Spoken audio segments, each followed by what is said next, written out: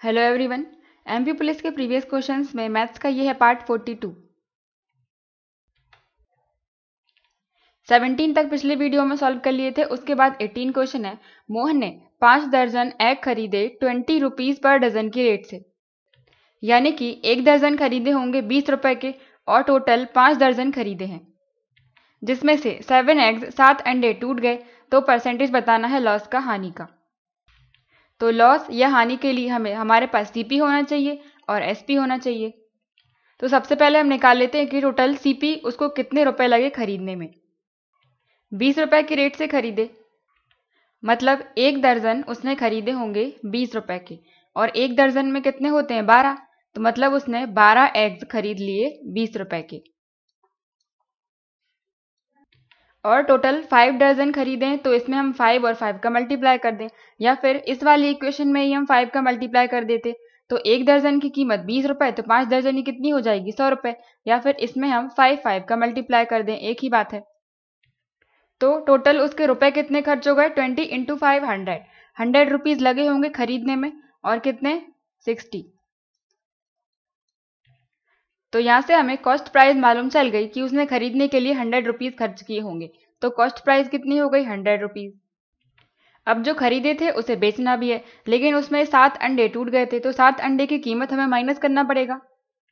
तो एक अंडे की कीमत क्या थी 12 आ रहे थे 20 रुपए के। 12 एग की कीमत थी 20 रुपीज, तो हम एक एग की निकाल सकते हैं। यहाँ हो जाएगा 1 एग इक्वल टू 12 को डिवाइड में ले जाओ, 20 डिवाइडेड बाय 12, 4 से डिवाइड करेंगे तो 5 और 3, तो 5/3 कीमत आ गई एक एग की। और एक की 5/3 है, तो 7 एग की कितनी हो जाएगी 7 का मल्टीप्लाई कर दो। तो 7 एग की कीमत यहां से हमें मिल गई इक्वल टू 7 5 35, 35/3। इसका मतलब 35/3 रुपए का उसको नुकसान हो गया। तो वो बेचेगा कितने में, जब हमें 100 में से 35/3 को माइनस करना पड़ेगा। तो यहाँ से हमें सेलिंग प्राइस वाले पैसे मिल जाएंगे, 100 में से माइनस कर देंगे 35/3 को। यहाँ पर एलसीएम लेंगे तो 3, 100 के नीचे कुछ नहीं है 1 मान लिया, डिवाइड करेंगे तो 3, और 3 इंटू 100 300 माइनस के 35, और 300 में से 35 को माइनस करेंगे तो 0 है, तो 10 में से 5 5, 9 में से 3 6 और 2, और डिवाइड में 3 था। तो सेलिंग प्राइस आ गई 265/3। इतने रुपए बचे उसके पास, टोटल 100 थे और इतने का नुकसान हो गया, तो बचे कितने 265/3। तो इतने ही रुपए में बेचेगा, जितने भी एग बेचेगा बेचेगा तो वो इतने ही रुपए में, क्योंकि इतने बचे हैं उसके पास। अंडे नहीं देखना है हमें, रुपए देखना है। बाद में इतने रुपए बचे तो इतने में ही बेचेगा जो कुछ भी बेचेगा। तो सेलिंग प्राइस यहाँ से मिल गई हमें 265 डिवाइडेड बाय 3। अभी हमें फ्रैक्शन में मिली है, तो हमें एक कंप्लीट नंबर बनाना पड़ेगा। तो यहाँ से हम रेशियो निकाल लेते हैं सीपी और एसपी का। सीपी है टोटल 100 रुपीज, और बेचेगा वो कितने में 265/3। अब यहाँ पर इस 3 को हटाने के लिए, या एक तरीका तो यह है दोनों तरफ इसमें और इसमें हम 3 और 3 का मल्टीप्लाई कर दें तो 300 हो जाएगा, यहाँ से 3 कैंसिल होकर 1 बचेगा। या फिर डायरेक्ट ही इस 3 को हम यहाँ ले जाएं, तो ये हो जाएगा 300 रेशो 265। तो सीपी रेशो एसपी हमें मिल गया है अब 300 और 265। अब यहां से हम लॉस निकाल सकते हैं। लॉस परसेंटेज, ये हानि का प्रतिशत कितना हो जाएगा, खरीदा इतने में बेचा इतने में, तो कमी कितने की हो गई 35 की। डिवाइड में हम कॉस्ट प्राइस लिखते हैं जो है 300, और परसेंट निकाल रहे हैं तो इंटू का 100 करना पड़ेगा। 0 से 0 और 3 से इसको डिवाइड करेंगे तो 1 बार जाएगा, 5 है तो फिर से 1 बार, 2 बचे तो 0 लगाएंगे, 20 3 6 18, तो 11.6 समथिंग आ जाएगा, फर्स्ट ऑप्शन। नेक्स्ट है एक डीलर एक विक्रेता गुड्स पर अंकित करता है 35%, लेकिन किससे कॉस्ट प्राइस से, क्रय मूल्य से 35% ज्यादा अंकित करता है। तो मान लो उसकी कीमत या कॉस्ट प्राइस कितनी थी 100%, और इसमें 35% बढ़ाकर वो उस पर अंकित कर रहा है, मतलब मार्क्ड प्राइस हो जाएगी। तो 100 प्लस 35 कितने हो जाएंगे 135%। ये हो गया अंकित मूल्य। अब इस पर वो 20% की छूट दे रहा है, और छूट या डिस्काउंट किस पर दिया जाता है, मार्क्ड प्राइस पर या अंकित मूल्य पर। तो इसमें हम 20% कम कर देंगे, या फिर हम 100 में से पहले ही 20 को माइनस कर दें। कीमत थी 135 और 20% कम में बेच रहा है, मतलब 80% में बेच रहा होगा। डिवाइड 100, 0 से 0, 2 से 4 बार और 2 से 5 बार। 5 से इसको डिवाइड करेंगे तो 2 और 7, 27 इंटू 4 28, 2 बचे 10, मतलब छूट देने के बाद इतने रुपए में वो बेचेगा। तो ये क्या हो जाएगी, सेलिंग प्राइस 108। और ये हमने परसेंट में माना था 135, तो ये भी परसेंट में मान लो, या फिर अगर हम इसको 100 मानते तो भी आंसर इतना ही आता। तो हमें लॉस देखना है, इसके लिए सीपी देखनी पड़ेगी और एसपी। तो कितना का अंतर है, 8 का अंतर है। 8 डिवाइडेड बाय, डिवाइड में हम कॉस्ट प्राइस लिखते हैं, वो है 100 और इंटू 100। 100 से 100 कैंसिल, ये आ जाएगा 8% का लॉस। तो आंसर हो जाएगा 3rd। नेक्स्ट है, यदि 6 वर्कर्स हैं जो 18 डेस्क बना लेते हैं 12 दिन में, तो कितने वर्कर्स 36 डेस्क बना लेंगे 24 डेज में। ये टाइम एंड वर्क के चेन रूल से हो जाएगा। M1 D1 H1, M1 क्या है, man, D days, H hours घंटे, और डिवाइड में वर्क लेते हैं इक्वल टू। दूसरी वाली कंडीशन कंपेयर करने के लिए M1 और M2 ले लेते हैं हम, तो D2 into H2 divided by W2। तो यहाँ पर मैन की जगह पर क्या दिए गए हैं, आदमी की जगह पर वर्कर्स, तो M1 की जगह पर हम 6 लिखेंगे इंटू डेज कितने लग रहे हैं 12, और आवर्स घंटे की कोई बात नहीं की जा रही, तो हम आवर्स को कैंसिल कर देते हैं। और बाकी बचा हुआ वाला पार्ट क्या है, 18 डेस्क या फिर 18 मेज। तो जो भी बचा हुआ पार्ट होता है वो हम नीचे लेते हैं डिवाइड में, इक्वल टू। इसी काम को हमें करवाना है कितने लोगों से, तो वही वर्कर्स की संख्या या श्रमिक की संख्या बतानी है, तो वो हम मान लेते हैं कि M2 है, इंटू कितने दिन में 24 दिन में, और कितनी डेस्क या मेज बनानी है 36। यहां से हम M2 की वैल्यू निकाल लेंगे, 18 से डिवाइड करेंगे 2 बार, 12 से 24 2 बार, और ये 2 और 2 कैंसिल, तो क्या बचा M2 इक्वल टू 6, मतलब 6 श्रमिकों की आवश्यकता पड़ेगी। आंसर है 2nd। नेक्स्ट है, एक मैन, एक आदमी वर्तमान में 4 टाइम्स 4 गुना है अपने सन से। फिर से रेशो से ही होगा, मैन या फिर पिता, इसके लिए ले लेते हैं हम फादर और सन। तो इनका प्रेजेंट में या वर्तमान में रेशो कितना है, अगर सन को हम 1 मान लें तो पिता हो जाएंगे 4। इसके बाद 20 साल बाद, तो यहां पर हम लेंगे +20 क्योंकि 20 साल आगे जाना है। फिर पिता जो हैं वो दुगने हो जाएंगे, अगर सन को हम 1 मान लें तो फादर हो जाएंगे 2। अब यहाँ पर हमें डिफरेंस को सेम करना है, 4 में से 2 बच रहा है और 1 - 1 0, डिफरेंस सेम नहीं है तो हमें सेम करना पड़ेगा। इन दोनों के डिफरेंस का मल्टीप्लाई ऊपर करना पड़ेगा, 2 - 1 1, तो 1 का इंटू करेंगे ऊपर वाले रेशो में, और 4 - 1 3, तो 3 का मल्टीप्लाई करेंगे हम नीचे वाले रेशो में।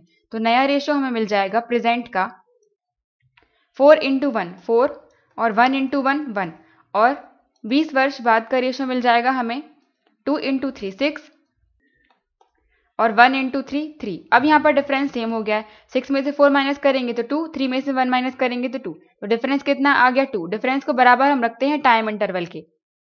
कितने का अंतर है, पहले वर्तमान था, 20 साल आगे जाना है, मतलब 20 साल का अंतर है, 20 वर्ष का। इसको हम डिवाइड कर देंगे 2 से 10 बार, तो 1 की वैल्यू हमें मिल गई 10। और हमें बताना क्या है, पुत्र की वर्तमान आयु, तो वर्तमान का रेशो सन का था 1, तो 1 की वैल्यू हमें मिल चुकी है 10, तो आंसर हो जाएगा 10 ईयर्स, सेकंड ऑप्शन। नेक्स्ट है, एक एरोप्लेन सर्टेन डिस्टेंस, एक निश्चित दूरी दी गई है, उसको कवर करता है इतने की स्पीड से 5 घंटे में।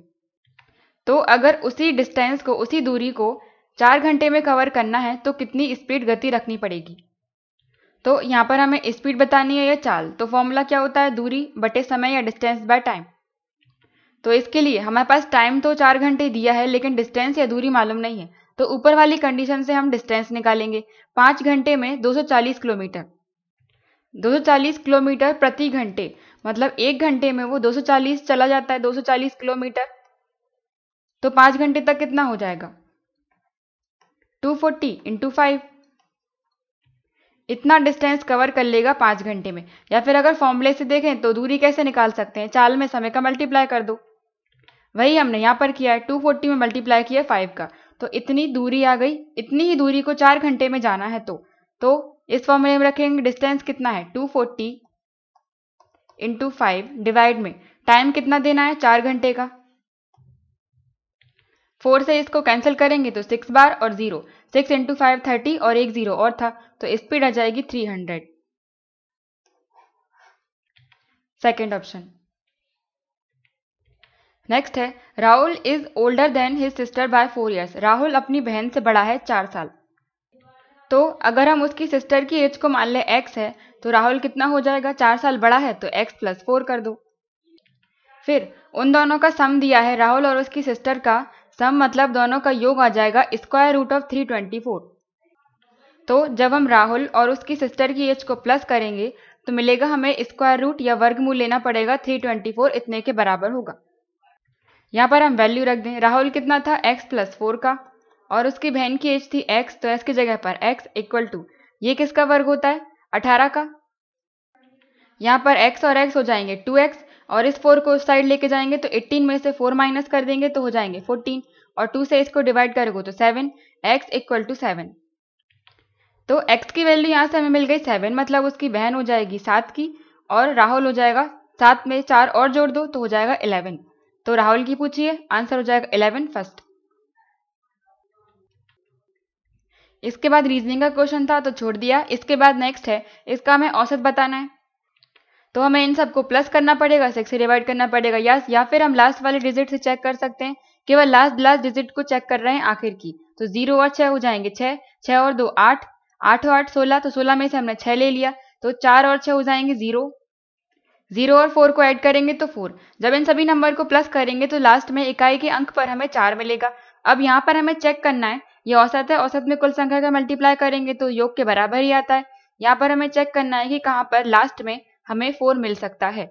यहाँ 7 और 6, तो लास्ट में 2 मिलेगा, ये नहीं है आंसर। 8 इंटू 6 48, तो ये भी नहीं होगा। 6 और 6 36, लास्ट में 6 मिल रहा है तो ये भी नहीं होगा। 4 इंटू 6 24, तो 4 है यहाँ पर हमें मिल रहा है, तो इन सभी का औसत हो जाएगा 84। नेक्स्ट है टुडे मतलब वर्तमान में फादर हैं 3 गुने सन के। सेम क्वेश्चन हमने ऊपर सॉल्व किया था, फादर और s, अगर सन को 1 मान लें तो पिता हो जाएंगे 3 के, और ये है वर्तमान का रेशो। इसके बाद 5 years बाद, तो हमें 5 साल आगे जाना है, मतलब +5। पिता जो है फादर 2.5 टाइम्स हो जाएंगे सन के, सन को अगर 1 मान लें तो पिता हो जाएंगे 2.5 के। अब यहाँ पर ये पॉइंट में नंबर मिल गया, इसको हम हटाएंगे तो 2.5 को हम क्या लिख सकते हैं, पॉइंट हटाएंगे तो डिवाइड में एक 0 आ जाएगा, 25 डिवाइड बाय 10, क्योंकि एक नंबर के बाद पॉइंट था। 5 से इसको डिवाइड करो 5 बार और 2 बार, तो 5/2 मिल गया। इस 2.5 की जगह पर हम 5/2 लिख सकते हैं,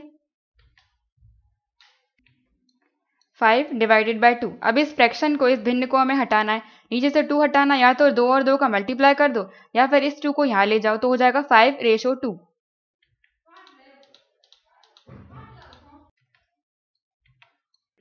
5/2। अब यहाँ पर हमें डिफरेंस चेक करना है, 5 में से 3 माइनस करेंगे तो 2 मिल रहा है, 2 में से 1 तो 1, मतलब बराबर नहीं है, तो हमें डिफरेंस सेम करना पड़ेगा।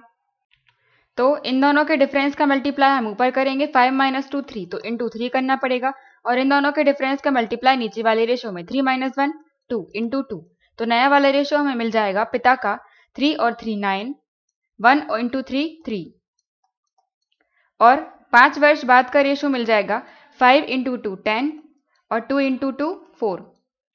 अब यहाँ पर हमारा डिफरेंस सेम हो गया, 10 - 9 1, 4 - 3 1, तो डिफरेंस को बराबर रखेंगे टाइम इंटरवल के। अंतर कितना है, अभी से मतलब वर्तमान से 5 साल बाद जाना है, तो 5 साल का अंतर है, 1 = 5। बताना है क्या है हमें, सन की, तो सन का प्रेजेंट एज का रेशो है 3, 1 = 5 है, तो 3 = कितना हो जाएगा, 3 इंटू 5 = 15, तो आंसर हो जाएगा 15, थर्ड ऑप्शन। नेक्स्ट है, एक पर्सन, एक आदमी इतनी डिस्टेंस कवर करता है 60 की स्पीड से और 50 किलोमीटर जाता है 25 की स्पीड से, तो हमें एवरेज स्पीड या औसत गति बतानी है।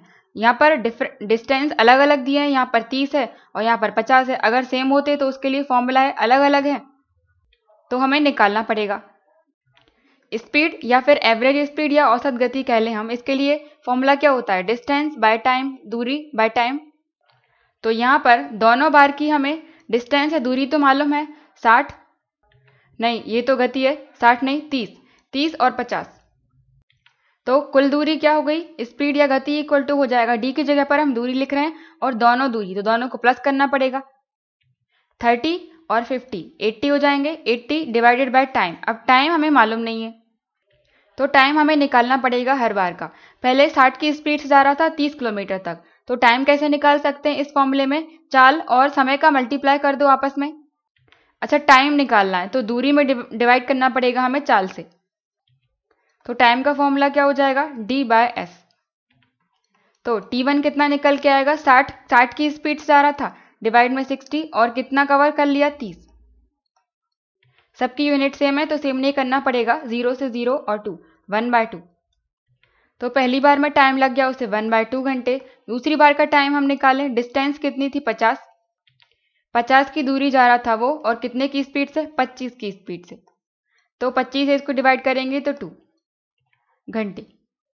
तो कुल समय क्या हो गया, 1/2 में 2 को जोड़ दो, ये हो जाएगा 4 + 1 5, 5/2, और इसको कैंसिल करेंगे तो आ जाएगा 2.5। 2.5 का टोटल टाइम लग जाएगा, तो डिवाइड में 2.5। औसत गति निकालने के लिए हम टोटल लेते हैं, कुल मतलब कुल दूरी और कुल समय का डिवाइड करते हैं। यहां से हम पॉइंट हटाएंगे तो 1 0 ऊपर चला जाएगा, और ये 8 × 100 लिख सकते हैं, तो 125 से 4 बाय डिवाइड हो जाएगा, और 4 × 8 32। तो आंसर हो जाएगा 32, थर्ड ऑप्शन। नेक्स्ट है, इमरान के पास इतने रुपए हैं और वह मार्केट गया, तो उसने 2 शर्ट खरीदी इतने रुपए की, एक शर्ट 350 की, और टोटल 2, एक बुक खरीदी इतने रुपए की, और फ्रूट पर 75 रुपए खर्च कर दिए, तो अब उसके पास कितने रुपए बचे हैं। तो टोटल कितने थे, 1200। जितने खर्च हो गए वो हम माइनस कर देंगे। एक शर्ट खरीदी 350 की, तो 2 शर्ट कितने की हो जाएंगी, 700 की। फिर 110 की बुक खरीद ली, तो प्लस कर देंगे, 75 फ्रूट पर दे दिए, ये हो जाएगा 5 718 718 885। इतने रुपए खर्च हो गए, तो अब बचे कितने हैं, टोटल में से माइनस कर दो। 10 में से 5 5, 9 में से 8 1, 12, तो 11 बचेंगे, 11 में से 8 3, तो आंसर हो जाएगा 315, फर्स्ट ऑप्शन। नेक्स्ट है, एक फन फेयर में या मेले में एंट्री फीस है 250। तो अगर फीस 20% कम कर दी जाती है और रेवेन्यू या फिर राजस्व या एक तरह से कह लें कमाई 12% बढ़ जाती है। और कब बढ़ती है, जब हम 20% फीस को कम कर देते हैं। तो हमें परसेंटेज इंक्रीज बताना है नंबर ऑफ विजिटर्स में। विजिटर्स मतलब जितने लोग मेले में आ रहे हैं उनमें प्रतिशत में कितनी संख्या बढ़ी। तो यहाँ पर मेले में कितने लोग आ रहे हैं देखने के लिए या फिर आगंतुक, इनकी संख्या मालूम नहीं है हमें, तो हम 100 मान लेते हैं, और एक की फीस दी गई है 250। जब एक 250 दे रहा है तो 100 लोग अगर आ रहे हैं मेले में तो कितने रुपए देंगे, 100 का मल्टीप्लाई कर दो, तो इनकी कमाई या राजस्व कितना हो जाएगा, 25,000। अब इसके बाद बोला है कि अगर जो फीस है उसको 20% कम कर दिया जाए, तो एक तरीका तो यह है, फीस क्या थी, 250 थी, इसका 20% निकाल कर इसमें से माइनस कर दो 250 में से, या फिर हम पहले ही माइनस कर देते हैं, 100 में से 20 माइनस करेंगे तो 80% हो जाएगा बाद में, और किसका होगा, 250 का। तो 0 से 0 कैंसिल, दोनों 0 कैंसिल, 25 × 8 200। बाद में फीस कितनी लग रही होगी एक इंसान की, 200 इंटू, यहाँ पर बाद में कितने लोग आ रहे हैं देखने के लिए वो हमें मालूम नहीं है, तो इसको हम खाली छोड़ देते हैं, या फिर x मान लो, इक्वल टू बाद में जो कमाई इनकी हो रही थी या फिर राजस्व कहें उसमें 12% की वृद्धि हो रही थी, तो या तो हम 25,000 का 12% निकाल कर इसमें जोड़ दें, या फिर हम पहले ही जोड़ देते हैं, 100 में 12 जोड़ेंगे तो 112 डिवाइड बाय 100, क्योंकि परसेंट था, और किसका लेना है, 25,000 का। यहाँ पर 2 0 से 2 0 कैंसिल, मल्टीप्लाई करेंगे तो 1 0 पहले लिख दिया, 25 दूनी 50 की 0 और 5 बचा, 25 और 50, 25 और 5 30, 3 बचा, 25 और 3 28। तो बाद में उनकी कमाई या राजस्व कितना हो रहा होगा, 28,000। ये है पहले का, ये है बाद का। तो बाद में कितने लोग देखने आ रहे हैं वो हमें मालूम नहीं है, हमने x मान लिया था, x की वैल्यू निकाल सकते हैं, 200 को डिवाइड में ले जाओ, तो x इक्वल टू कितना मिल जाएगा, या बाद में मेले में कितने लोग आ रहे थे, वो, डिवाइड बाय 200, 0 से 0 कैंसिल, 2 से डिवाइड करेंगे तो 1, 4 और 0, 140, मतलब बाद में 140 लोग देखने आ रहे होंगे। और पहले कितने देखने आ रहे थे? जो हमने 100 माना था। और यही हमें बताना है कि आगंतुकों की संख्या में या विजिटर्स की संख्या में कितने परसेंटेज बढ़ा। 100 था, बाद में 140 हो गया, तो कितना बढ़ गया? 40। और कितने से लेंगे? पहले वाले से लेंगे। पहले कितने थे? 100। और परसेंटेज निकाल रहे हैं तो इंटू 100, 100 से 100 कैंसिल, ये हो जाएगा 40%। 40% के इंक्रीजमेंट हो गया होगा बाद में। आंसर है सेकंड। नेक्स्ट है, एक स्टूडेंट को 90% मार्क्स मिले। ये परसेंटेज मार्क्स दिए गए हैं अलग अलग सब्जेक्ट के टेस्ट पेपर के, और मैक्सिमम मार्क्स ये दिए गए हैं। मतलब 100 वाले में 90% मिले, 120 वाले में 66% मिले और 150 वाले में 54% मिले। तो हमें परसेंटेज एग्रीगेट बताना है, उसके कुल योग कर प्रतिशत। तो परसेंटेज निकालने के लिए हमारे पास टोटल मार्क्स होने चाहिए जितने उसके मार्क्स आए हैं, और डिवाइड में टोटल जो मैक्सिमम मार्क्स हैं वो डिवाइड करना पड़ेगा। तो उसको पहले में 90% मिले तो इसको नंबर में निकालें। मान लो 3 पेपर हैं, ए, बी और सी। इसमें से मैक्सिमम मार्क्स हो गए पहले के 100, दूसरे पेपर के मैक्सिमम मार्क्स अधिकतम अंक हैं 120 और तीसरे के हैं 150। और उसको हर एक में परसेंटेज मिले कितने हैं? पहले में मिले हैं 90%, दूसरे में मिले हैं 66% और थर्ड वाले में मिले हैं 54%। तो इस परसेंट को हटाकर नंबर निकालने पड़ेंगे हमें। तो उसके मार्क्स कितने आ गए? 90% निकालना है 100 का, तो वो तो 90 ही होगा। 90 divide by 100 into 100 equal to 90। दूसरे वाले में 66% मिले, तो इसकी वैल्यू निकाल लो डिवाइडेड बाय 100, और हमें किससे लेना है? 120 से, तो इंटू 120। 0 से 0 कैंसिल, 12 से मल्टीप्लाई करेंगे 6 बार 72, कैरी 7 बचा, 72 और 7 79, और डिवाइड में एक 0 है तो एक नंबर के बाद हम पॉइंट लगा देंगे। तो दूसरे वाले पेपर में उसे 79.2 मार्क्स मिले होंगे। इसी तरह से थर्ड वाले का 54% हम निकाल दें, परसेंट हटाएंगे, डिवाइड में 100, टोटल कितने हैं? 150। 0 से 0 कैंसिल, 5 से 3 बार और 5 से ये 2 बार, 2 से डिवाइड करेंगे तो 2 और 7, 27 इंटू 3 1, 2 बचे 6 और 8 81। थर्ड वाले में उसको मार्क्स मिल गए 81। और टोटल मार्क्स निकालने के लिए इन सबको हमें प्लस करना पड़ेगा। तो 90 और 81, 9 और 8 17 और 1 171 हो गए। इसमें प्लस करना है 79.2 को, इसके बाद में पॉइंट लगा दिया 79.2, पॉइंट के नीचे पॉइंट, अब प्लस कर देंगे तो 2 9 और 10 0 14 15 1 और 1 2 250.2 मार्क्स मिल गए उसको टोटल। परसेंटेज निकालना है तो 250.2 डिवाइड करना पड़ेगा टोटल मैक्सिमम मार्क्स से, इन सब से। 100 और 100 200, 220 220 और 150 320 और 50 370। और परसेंटेज निकाल रहे हैं तो इंटू 100। 2 के पहले पॉइंट है तो डिवाइड में हम एक 0 बढ़ा देंगे, 0 से 0। अब इसको हमें डिवाइड करना है तो ये 37 तो किसी से डिवाइड नहीं होगा, डायरेक्ट हमें डिवाइड करना पड़ेगा। अगर यहाँ पर हम लास्ट डिजिट से चेक करें, 7 में हम किसका मल्टीप्लाई करें कि लास्ट में हमें 2 मिल जाए। ऑप्शन में देखें 7, तो 7 से तो 9 मिलता है, हमें 2 देखना है।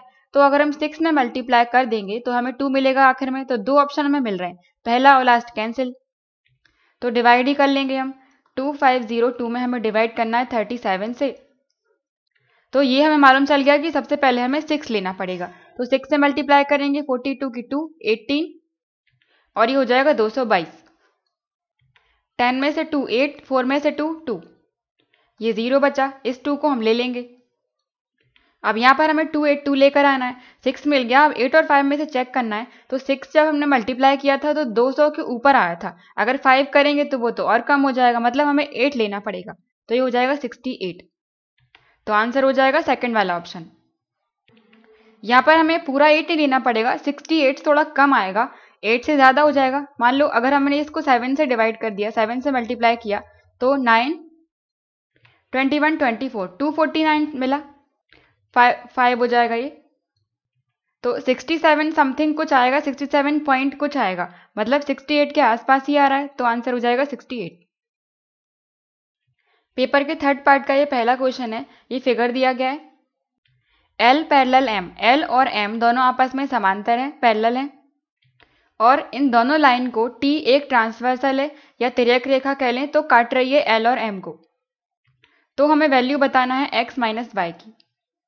तो इसके लिए हमें x मालूम होना चाहिए और y मालूम होना चाहिए।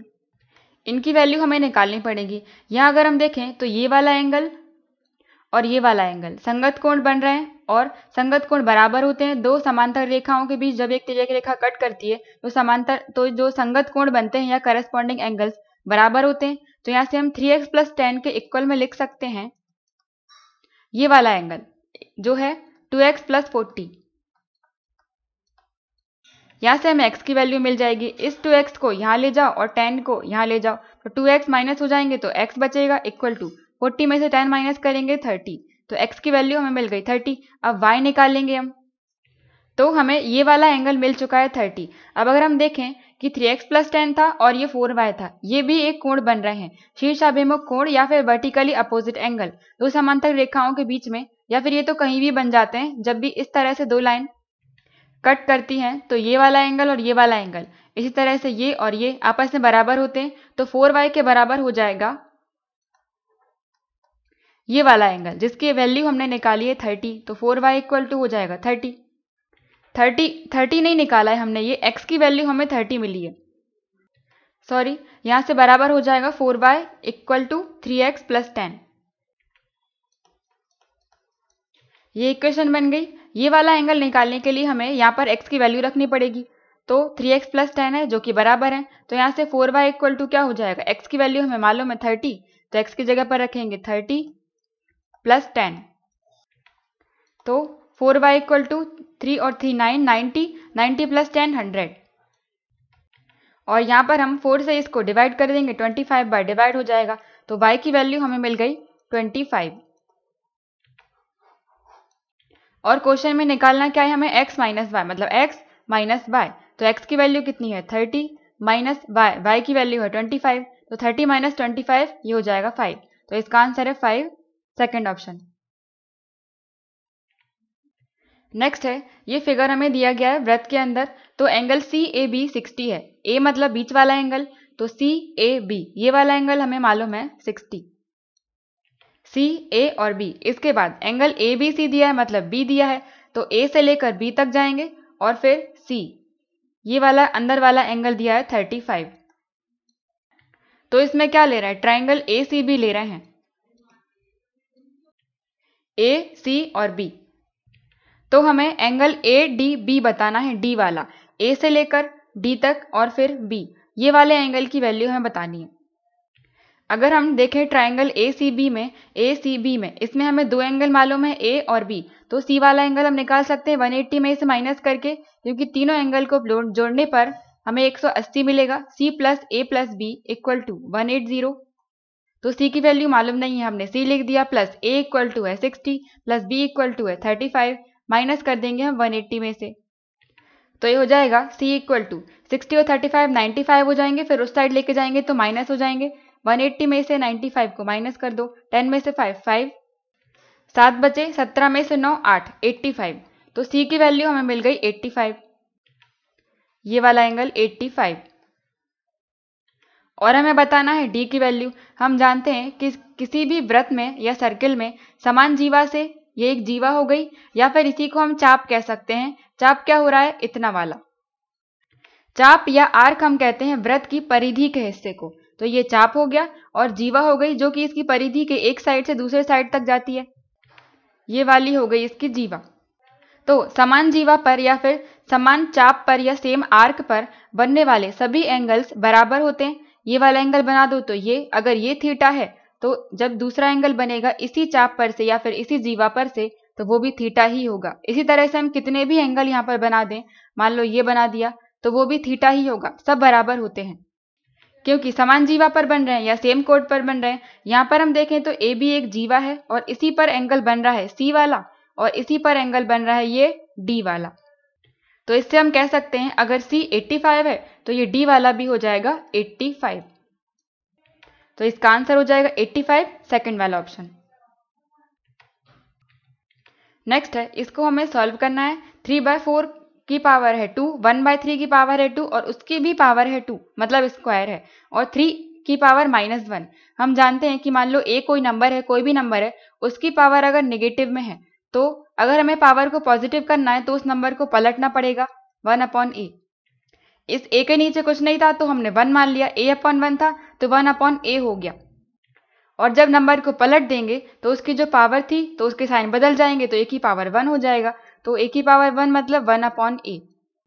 तो इसी तरह से 3 की पावर -1 है, इसकी जगह पर हम 1/3 लिख देंगे, और 4 की पावर -1 है, इसकी जगह पर 1/4 लिख देंगे। अगर यहाँ पर 1 की जगह पर 2 होता तो वो 2 यहाँ पर पावर लग जाती लेकिन प्लस का होता, पावर के साइन बदल जाते हैं। इसको सॉल्व करते हैं। 3/4 की पावर है, सब सारे नंबर्स मल्टीप्लाई में है तो बॉड मास हमें देखने की जरूरत नहीं है, मल्टीप्लाई ही करना है। 3/4 की पावर है 2, तो इसको हम 2 बार लिख लें, इनटू ये क्या है 1/3 की पावर है स्क्वायर मतलब 2, और फिर इसकी भी पावर लगी हुई है 2, तो जब भी कभी पावर के ऊपर पावर रहती है तो उनका हम मल्टीप्लाई कर देते हैं, तो ये हो जाएगी 1/3 की पावर 2 × 2 4। इसका मतलब क्या हुआ, 1/3 को हमें 4 बार लिखना पड़ेगा। पूरे नंबर्स को इस तरह से हम इसलिए लिख रहे हैं क्योंकि सब कैंसिल हो जाएंगे। इसके बाद इंटू 3 की पावर -1 था मतलब 3 इनवर्स, इसकी जगह पर हमें रखना है 1/3, और 4 की पावर -1 या 4 इनवर्स, इसकी जगह पर हमें रखना है 1/4,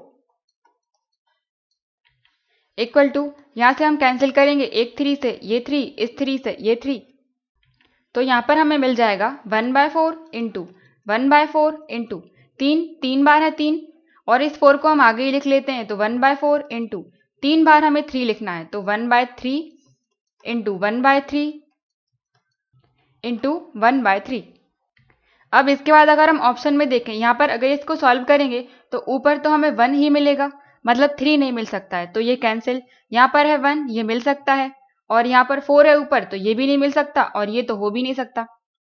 इससे क्लियर है कि आंसर हो जाएगा सेकंड वाला। अब सेकंड क्यों हो जाएगा, 1/4 3 बार है, तो इसको हम क्या लिख सकते हैं, 1/4 इस पूरे की पावर हम लगा दें 3, और इनटू में रहेगा 1/3, 3 बार है तो 1/3 की पावर होल पावर 3, या फिर इस पूरे को हम साथ में लिख सकते हैं, दोनों की पावर 3 है तो सबकी पावर हम 3 कर दें, 1/4 इंटू 1/3 होल पावर लग जाएगी इनकी 3, और 1/4 और 3 कितने हो जाएंगे 12, तो 1/12 इसकी होल पावर लग जाएगी 3, और यही है सेकंड वाला ऑप्शन, तो ये आंसर हो गया।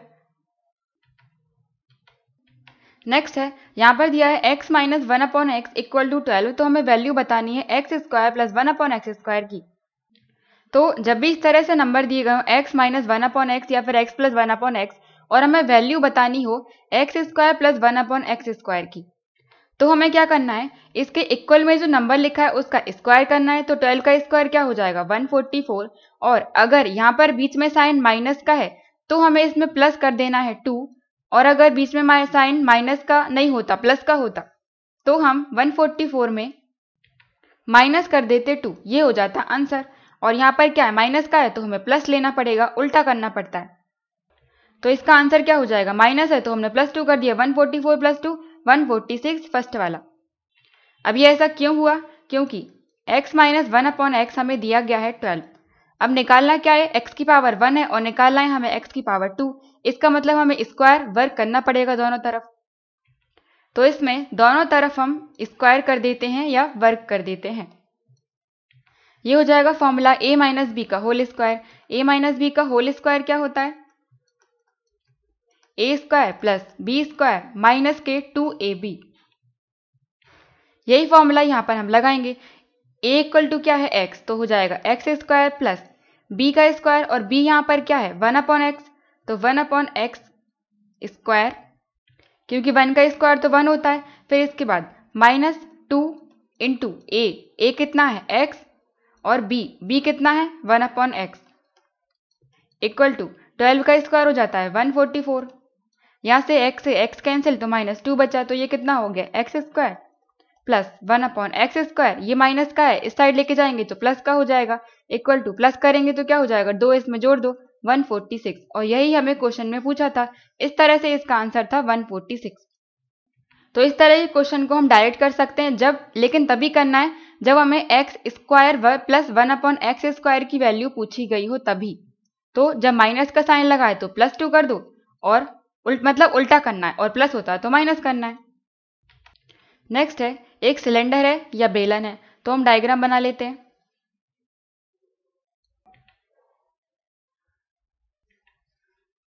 ये बेलन हो गया या सिलेंडर। इसका डायमीटर दिया गया है 28। डायमीटर मतलब क्या होता है, 2d = r होता है। जब भी 2r होता है, 2r = d, मतलब त्रिज्या को या रेडियस को दोगुना कर दो तो हमें व्यास या डायमीटर मिल जाता है। यहाँ पर डायमीटर दिया है और हमें त्रिज्या निकालनी है, तो क्या कर देंगे, d/2 कर देंगे। d की वैल्यू कितनी है व्यास की, 28। 28/2 ये हो जाएगा 14। तो हमें r की वैल्यू या त्रिज्या की वैल्यू मिल गई 14। और इसमें हम त्रिज्या कहाँ से देखते हैं, बेलन में ये वाली वैल्यू है 14, या फिर इसको कह दें ये है 14 त्रिज्या। और इसकी ऊंचाई दी गई है 16, इतनी दी गई है 16। हमें बताना क्या है, टोटल सरफेस एरिया या फिर कुल पृष्ठीय क्षेत्रफल। तो इसका फॉर्मूला हो जाता है कुल पृष्ठीय क्षेत्रफल, मतलब जितना इस पर पृष्ठ है उसका पूरा क्षेत्रफल हमें निकालना है। तो इसको कैसे करेंगे, जो वक्रीय क्षेत्रफल होता है उसमें प्लस कर दो इन दोनों वृत्त के क्षेत्रफल को, या फिर टोटल कॉमन करके जब हम लिखेंगे तो 2πr कॉमन आ जाएगा और अंदर बचेगा r + h। वही सेम चीज की है, वक्र का क्या होता है 2πrh और इसका πr² और इसका πr², तीनों को जोड़ देंगे तो इतना ही आएगा। यहाँ पर हम वैल्यू रख देंगे 2 × पाई की वैल्यू होती है 22/7 और r त्रिज्या हमने निकाली 14 × r + h, त्रिज्या को और हाइट को जोड़ना है तो कितने हो जाएंगे 16 + 14, 26 और 30, तो इनटू में कर देंगे 30। यहाँ पर 14 डिवाइड हो जाएगा 7 से 2 बार, ये हो जाएगा 44 × 2 × 3 6 60। इसका और मल्टीप्लाई करेंगे तो 1 0 ये 24 और 2 बचे 24 25 26। तो इसका आंसर हो जाएगा 2640, लास्ट ऑप्शन। नेक्स्ट है, एक पैरेललोग्राम है या समांतर चतुर्भुज है।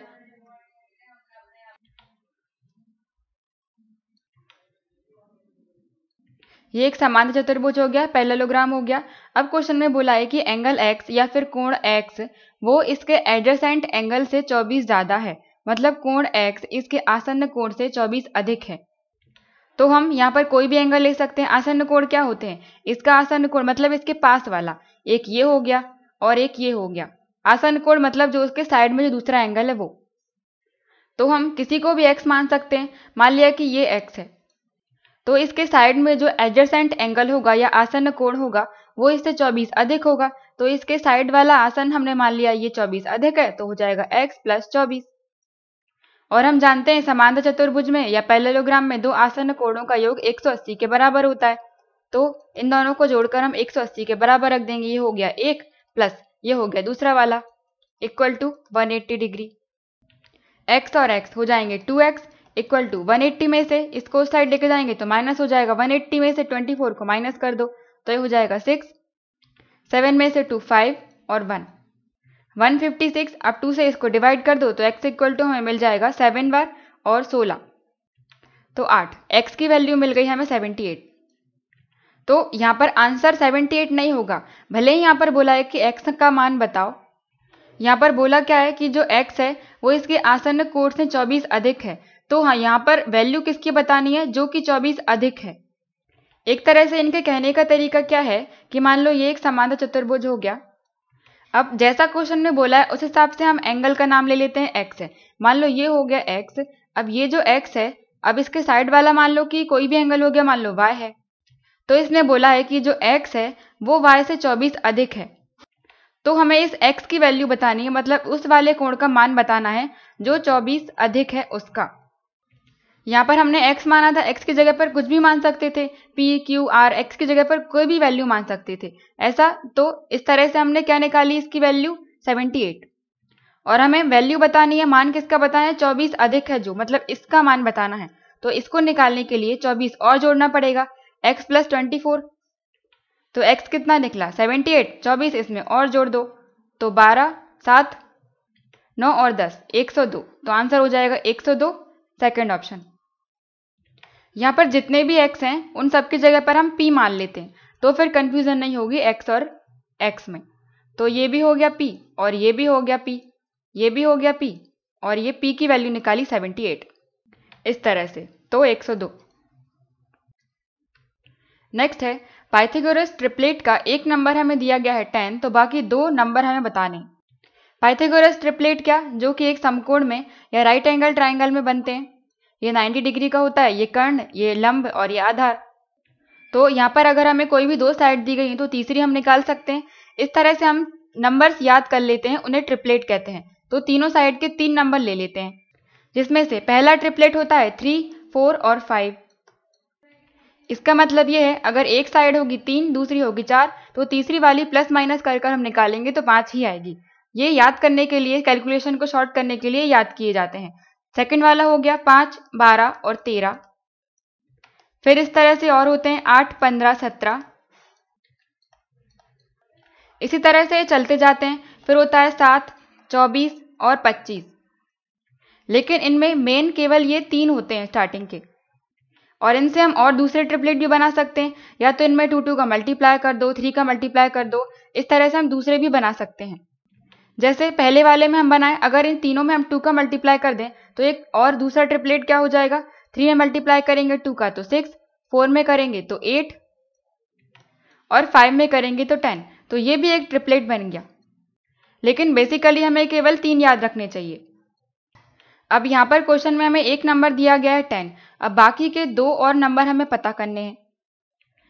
तो अगर हम ऑप्शन से चेक करें तो क्या है 15 और 17, और 15, 17 के साथ में क्या आता है 8 आता है, थर्ड वाला 8, 15, 17, तो ये तो 10 लिखा है, मतलब ये वाला नहीं होगा। 35 और 38, इसके साथ भी 10 नहीं आता है, हमें 10 के साथ में देखना है, और इसके साथ भी 10 नहीं आता है। और अगर हम 4 देखें तो 24 और 26, 24 और 26 भी यहाँ पर कहीं नहीं लिखा है। लेकिन अगर हम इसमें दोनों में 2 और 2 का डिवाइड कर दें तो 24 डिवाइड बाय 2 12 मिल जाएगा, और 26 डिवाइड बाय 2 तो 13, मतलब 12 और 13 मिल गया। 12 और 13 के साथ क्या आता है 5, तो हम इसमें भी डिवाइड कर देंगे 2 का, तो 5, 12, 13 हो जाएगा। लेकिन इंटू 2 करके दिया गया है क्वेश्चन में, तो हमें 12 में मल्टीप्लाई करना पड़ेगा 24 और 13 में 26, तो इसका आंसर हो जाएगा ये फोर्थ वाला। या फिर हम ऐसे भी देख सकते हैं, एक नंबर दिया गया है हमें 10, अब ये 3 ट्रिपलेट होते हैं। 10 हमें कहाँ कहाँ से मिल सकता है, अगर 5 में 2 का मल्टीप्लाई कर दे तो 10 मिल सकता है, और इस 5 में मल्टीप्लाई कर दें 2 का तो भी 10 मिल सकता है। तो हम 10 बना लेते हैं। पहले वाले का हम बना चुके हैं 10, और दूसरे वाले में 10 कैसे बनाएंगे, इसमें हम 2 का मल्टीप्लाई कर दें, 2 इंटू 5 10 हो जाएगा, 12 इंटू 2 24 हो जाएगा, और 13 इंटू 2 26 हो जाएगा। तो एक अलग से एक और नया ट्रिपलेट हमें मिल गया, और 10 के साथ में हमें ये ऑप्शन में मिल भी रहे हैं 24 और 26। तो इस तरह से हम बाकी 2 नंबर पता कर सकते हैं। तो इसका आंसर है फोर्थ। नेक्स्ट है सम ऑफ 3 कंसेक्यूटिव मल्टीपल्स ऑफ 7, 7 के गुणांक लेकिन 3 क्रमागत लेने हैं। इनका योग दिया गया है 840, तो सबसे छोटा गुणांक, सबसे छोटा वाला नंबर क्या होगा। तो एक तरीका तो हम इसको x मानकर कर सकते हैं। 7 के मल्टीपल 7 के गुणांक बोला है, मतलब 7 7 जोड़ते जाएंगे। उसमें हम पहला मान लिया कि x है, दूसरा मान लिया x प्लस 7 है, और तीसरा क्या मान लिया, इसमें 7 और जोड़ने पड़ेंगे, तो ये हो गया x प्लस 14। ये 3 नंबर हो गए। इन सभी को प्लस करने पर क्या मिलेगा 840। ये हो जाएगा x x x 3x, और 7 और 14 कितने हो जाएंगे 21, और उस साइड लेके जाएंगे तो माइनस हो जाएगा। 840 में से 21 माइनस कर दो तो 9, 2, 1 और 8, 3 से इसको कैंसिल कर दो तो 2 बार 7 बार 21 और 3 3 से 9, तो x की वैल्यू मिल गई हमें 273। और हमें बताना क्या है, सबसे छोटा वाला। सबसे छोटा था x, तो x की वैल्यू हमें 273 मिली, तो आंसर हो जाएगा 273 सेकेंड। या फिर हम ऐसे कर सकते हैं, इन तीनों नंबर को जोड़ने पर 840 मिल रहा है। क्वेश्चन में बोला है कि इन सभी का योग कितना है 840, तो हम औसत निकाल सकते हैं। औसत कैसे निकालते हैं, जो योग रहता है उसमें कुल संख्या का डिवाइड करते हैं। कुल संख्या क्या है 3, क्योंकि 3 नंबर ले रहे हैं हम, तो डिवाइड कर दिया 3 से। 3 से इसको काटेंगे तो 2 बार, और 8 बार 24 0, तो इसका औसत मिल गया 280। तो नंबर यहाँ पर कितने हैं, 1, 2 और 3 है, और जिस इनका औसत हमने निकाला है 280। औसत क्या होता है, बीच वाला नंबर। तो विषम संख्याएं कितनी है, यहाँ पर विषम संख्याएं 1, 2, 3 विषम संख्या है, तो इसमें सबसे बीच वाला नंबर हम निकाल सकते हैं जो कि है ये। तो इसकी वैल्यू कितनी हो गई, 280, क्योंकि औसत ही होता है बीच का। तो बीच का नंबर मिल गया, 7 के मल्टीपल है, 7 7 जोड़ते जाओ, 7 जोड़ दो तो ये हो जाएगा, हट गया। औसत कितना आया था हमारा, 280 आया था, मतलब ये बीच वाला नंबर है 1, 2 और 3। तो ये क्या हो गया, 280, और 7 के गुणांक लेना है तो 7 इसमें जोड़ दो, ये हो जाएगा 287, और इसके पीछे जाएंगे 7 माइनस कर दो तो हो जाएगा 273, और छोटा वाला नंबर बताना है तो छोटा वाला ये है, आंसर हो जाएगा 273। नेक्स्ट है, एक क्यूब है या फिर घन है, इसका आयतन दिया है इतना, तो हमें इसकी साइड बतानी है। क्यूब या घन के लिए आयतन निकालने का फॉर्मूला क्या होता है, ए क्यूब, और ए क्या होती है, इसकी एक भुजा या फिर साइड। और आयतन की वैल्यू हमें दी गई है 19683, 19 पॉइंट है, इक्वल टू ए की पावर क्यूब, मतलब ए क्यूब। और ए की वैल्यू निकालेंगे तो इस पूरे के ऊपर घनमूल लग जाएगा, तो 19.683, इसका हमें घनमूल निकालना है या फिर क्यूब रूट, तो हमें ए की वैल्यू मिल जाएगी जो होगा आंसर। इसका घनमूल निकालने के लिए हमें यहाँ पर 3 नंबर के बाद पॉइंट, 3 नंबर के बाद में पॉइंट लगाए, मतलब डिवाइड में कितने आ जाएंगे, 3 0, तो 683, और डिवाइड में कितना आ जाएगा 1000। इसका हम घनमूल निकालेंगे तो 1000 का कितना होता है 10, नीचे वाला पार्ट मिल गया 10 है, अब इसका हमें देखना है। तो घनमूल के लिए क्या करते हैं, लास्ट वाले डिजिट चेक करते हैं। 3 हमें कौन से नंबर के घन करने पर या क्यूब करने पर मिलता है, 7 के में मिलता है, लास्ट में 3 मिलता है, तो हमने नंबर लिख लिया 7। इसके बाद पीछे के 3 नंबर हम हटा देंगे तो 683 हट जाएगा, बचेगा क्या 19। तो हमें एक ऐसा नंबर देखना है जिसका घन करने पर या क्यूब करने पर 19 से कम मिले। तो अगर हम 2 का देखते हैं, 2 की पावर 3 तो हो जाता है 8, और अगर 3 का करेंगे तो ज़्यादा हो जाएगा 27, मतलब हमें 2 लेना पड़ेगा, तो इसके पहले लिख देंगे हम 2, तो ये हो जाएगा 27 का क्यूब रूट। और नीचे एक 0 है तो एक नंबर के बाद हम पॉइंट लगा देंगे 2.7, तो इसका आंसर हो जाएगा 2.73। नेक्स्ट है, एक फैक्ट्री का प्रोडक्शन पहले इतना था, बाद में इतना बढ़ गया, तो किस रेट से बढ़ा, हमें रेट बतानी है। तो एक तरीका तो ये, इसको हम फॉर्मूले से कर सकते हैं, या फिर हम कंपेयर कर लेते हैं, पहले इतना था बाद में इतना हो गया, 40,000, जो बढ़कर बाद में कितना हो गया 50176। तो रेट निकालने के लिए हम क्या करेंगे, इन नंबर को हमें किसी ऐसे नंबर की पावर में लिखना है जिनकी पावर लिखने पर सेम आनी चाहिए, या तो ये 3 की पावर हो जाए, 2 की पावर हो जाए, जितने भी हो, लेकिन दोनों नंबर की सेम होनी चाहिए। लेकिन पावर हमें किस में लेना है, 1/, में लेना है, 1/2 या फिर 1/3, माने इस तरह से कहें कि घनमूल हो या फिर वर्गमूल हो।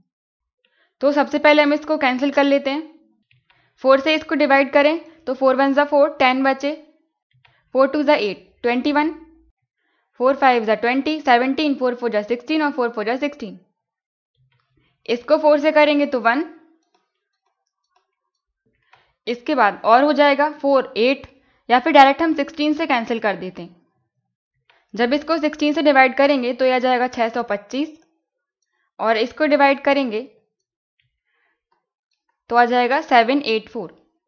तो ये 2 नंबर आ गए, पहले इतना था बाद में इतना हो गया। तो यहाँ पर हमें देखना है कि किसका घनमूल या फिर वर्गमूल करने पर ये दोनों नंबर मिल सकते हैं हमें। तो टाइम, अच्छा टाइम तो दिया है, 2 साल का टाइम दिया है, टाइम दिया है और हमें रेट बतानी है, दर बतानी है। तो टाइम 2 साल का है तो इसका हम वर्गमूल ले लेंगे, क्योंकि टाइम 2 साल है, अगर 2 की जगह 3 होता तो घनमूल ले लेते। तो 625 का क्या हो जाएगा 25, और 784 किसका होता है 26 का, 27, 28 के में जाते, 8 8 64, मतलब 28 का होगा ये। अब इन दोनों से हमें रेट चेक करनी है, पहले 25 बाद में 28, कितनी बढ़ गई 3 बढ़ गई, और किससे हम लेंगे पहले वाली से, तो पहले वाली है 25, डिवाइड में 25 इंटू 100, 25 से डिवाइड करेंगे तो 4 बार, और 3 इंटू 4 12, तो रेट आ जाएगी 12%। सेकेंड ऑप्शन, या फिर फॉर्मूले से भी कर सकते हैं इसको। ये क्वेश्चन कैंसिल्ड है तो इसको हम छोड़ रहे हैं, क्योंकि कुछ गलती होगी क्वेश्चन में। नेक्स्ट है, यहाँ पर हमें a की वैल्यू बताना है। अगर 6x + 5 एक फैक्टर है इसका, मतलब एक गुणनखंड है इस पूरे नंबर का, और ये गुणनखंड है 6x + 5, इसका मतलब ये है कि ये इसको सेटिस्फाई करेगा। मतलब x की वैल्यू जो यहाँ से आएगी वो इसमें रखेंगे तो 0 के बराबर होगी। तो यहाँ से हम x की वैल्यू निकाल लेते हैं। 6x + 5 है इसका ये गुणनखंड, तो 0 के बराबर रखने पर x की वैल्यू जो आएगी तो ये क्या हो गया, -5 हो जाएगा, और 6 मल्टीपल में है तो डिवाइड में चला जाएगा, -5/6। इस -5/6 को हमें इसमें रखना है। तो क्या है, 6x² - 7x + a = 0। 0 के बराबर इसलिए रख रहे हैं क्योंकि ये गुणनखंड था, और गुणनखंड इस पूरे को सेटिस्फाई करेंगे, संतुष्ट करेंगे, मतलब 0 आएगा। तो 6 है इंटू x² है, x की वैल्यू कितनी है, -5/6, तो -5/6 का स्क्वायर करेंगे तो आ जाएगा 25/36, इंटू में 25/36 -7।